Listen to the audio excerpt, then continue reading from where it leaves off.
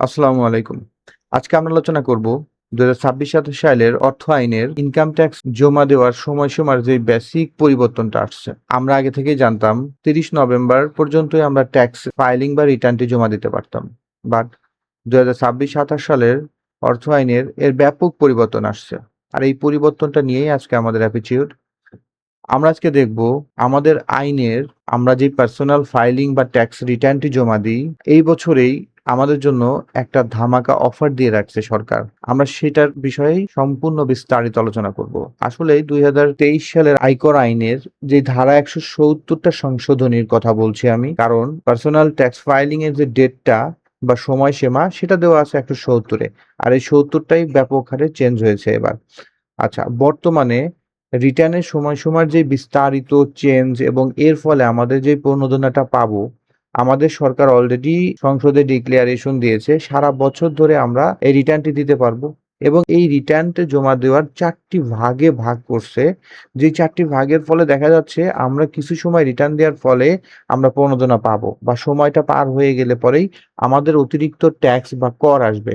তো আমাদের এই বিষয় সম্পর্কে খুবই সচেতন থাকতে হবে যে হ্যাঁ, আমরা ট্যাক্সও দিব সরকারের কাছ থেকে, আমরা প্রণোদনাও নিব। তাহলে দেখা যাবে বেশি বেশি আমরা সরকারের খাতে রাজস্ব দিতে পারবো, আপনিও লাভবান হবেন, সরকারও লাভবান হবে। চলুন আজকে আমরা দেখি আসলেই ১৭০ সংশোধনী কি বলা আছে।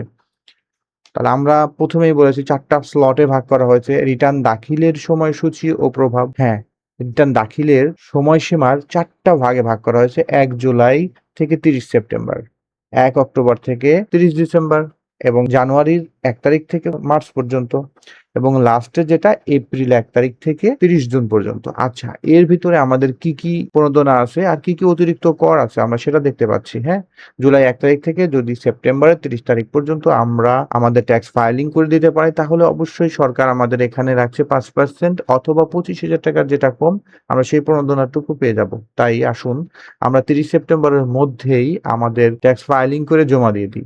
তাহলে কি হবে? আমরা প্রণোদনাটা অ্যাচিভ করতে পারবো। অ্যান্ড দেন অক্টোবরের ১ তারিখ থেকে ৩১শে ডিসেম্বর, ইয়েস, অক্টোবরের ১ তারিখ থেকে ৩১শে ডিসেম্বর পর্যন্ত আমরা যেটা দেখতে পাচ্ছি, প্রণোদনা আসলে এখানে প্রণোদনাও নেই, জরিমানাও নেই। মানে ওখানে আমি সরাসরি আমার ট্যাক্স রিটার্নটা আমি জমা দিব, কিন্তু কোনো প্রণোদনা আমি নিতে পারবো না। দেন ৩১ মার্চ পর্যন্ত, জানুয়ারি ১ তারিখ থেকে এখানে যদি আমার ডিসেম্বরের ৩১ তারিখ পার হয়ে যায়, তাহলে কি হবে?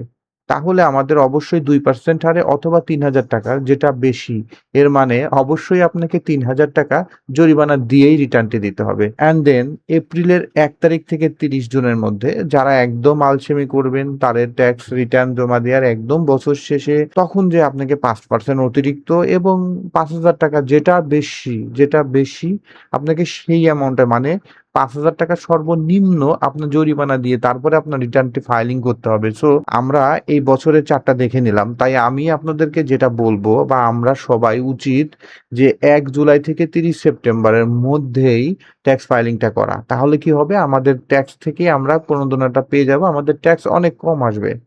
অ্যান্ড দেন আরো কিছু ইম্পর্টেন্ট ইস্যু এবার রাখছে।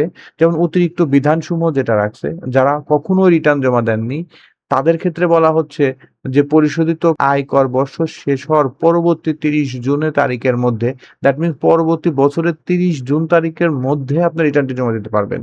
মানে ১ম যারা রিটার্নটি জমা দিচ্ছেন, এর আগে কখনো জমা দেননি, তারা এই বছরে ৩ নাম্বার খুলেছেন হয়তোবা, তারা ৩ নাম্বার খুলবেন।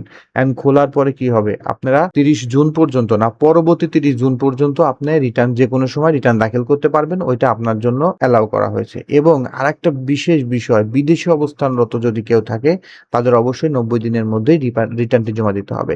এখন এর মধ্যে ২ টা শ্রেণী আছে। সেটা হচ্ছে কিছু আছে উচ্চশিক্ষার জন্য বাইরে থাকে এবং লিওনে বা চাকরির পেশনের মাধ্যমে নিযুক্ত হয়ে বাংলাদেশের বাইরে অবস্থান করছেন। অবশ্যই তাদেরকেও এই ৯০ দিনের মধ্যেই জমা দিতে হবে, দেশে আসার ৯০ দিনের মধ্যেই।